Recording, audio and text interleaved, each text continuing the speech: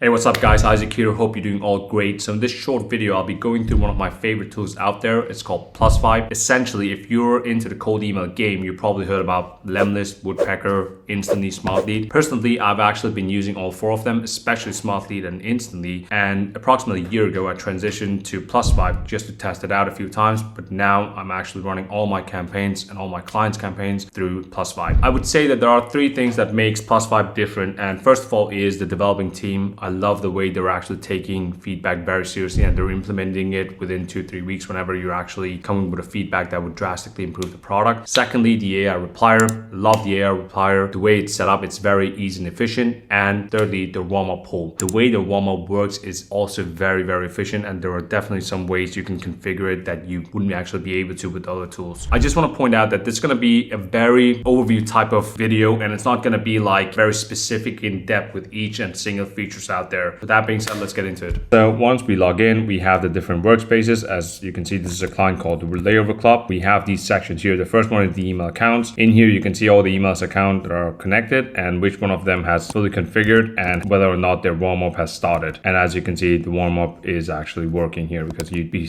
looking at this. In here, you can also see the health score. A lot of the emails has not been delivered or they're marked as spam. The health score should be going down. We can also have individual data in here where we can see inside the accounts how well this account has performed compared to the others. And we can also see the different settings here, like how many emails they should be sending per day. And as usual, depending on the campaign, Google Workspace email can send up to 30 or 40. But in this case, because if you want to keep it on the safe side, we keep it below 15. This is the email account section. So going down here, which is the most important part, is the campaigns. So right now, these are the campaigns that we run. We have all the campaigns here and we can see the different stats here. You can see this is how many leads there are in a campaign. And once we have completed the campaign, it's going to be 100%. So you can see this one's still running. This is the reply rate. And this is out of those that has replied, how many of them are positive and how many emails are connected to this campaign and how long it is for this campaign to finish. Now inside here, you can also press the analytics and steps where we can see the different stats over this. And if you have multiple variables, because many times we do A/B testing, in this case we only have an A testing, so you can see in a sequence how well they have been performing. So in a sequence like this, we have two emails, one that's being sent out, and after approximately 2 days we send out the other one here, right? We never track open rate, obviously. Going to the next section here, we're going to go through Unibox. In here, you'd be able to see all the replies, whether or not they're interested. We have the Plusvibe system that's going to automatically categorize it, so we can see the responses here. And basically we can also filter based on the campaigns. So once we have multiple campaigns ready and we assign a new manager to one specific campaign or a specific lead, you'd have to go in here and select the campaigns, and you can also filter by labels here, right? We also have some account settings here as well where you can change the billing and do some API integrations and webhooks. We're not going to use that too much. It's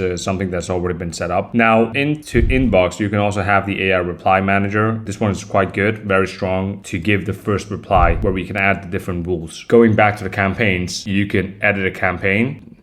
You can add all the leads here. So this is the same that goes once you decide to make a new campaign. You basically, the first thing you do is upload the leads. Then you go through the sequences where you make your copy, and then you have your schedule. So you basically go through when is it exactly that we'd have to send out. And also we have this maximum emails per day. There's a difference between how many emails the individual accounts can send and maximum emails per day. So when you go into the account and set a specific limit, you can select all accounts, select all, and edit settings and change how much these individual accounts can send. That is different from the total sending per campaign. For example, we can set all the individuals to 10. That means that each of these accounts can actually send up to 10 emails per day. But if we set maximum emails per day to 420, you can obviously see if we have 60 accounts, it's not gonna be filled completely. I hope it makes sense because it's a good way to track different campaigns. So that means that if 100 emails can send 10 per day, that would give 1,000. And basically, if you put this to 500,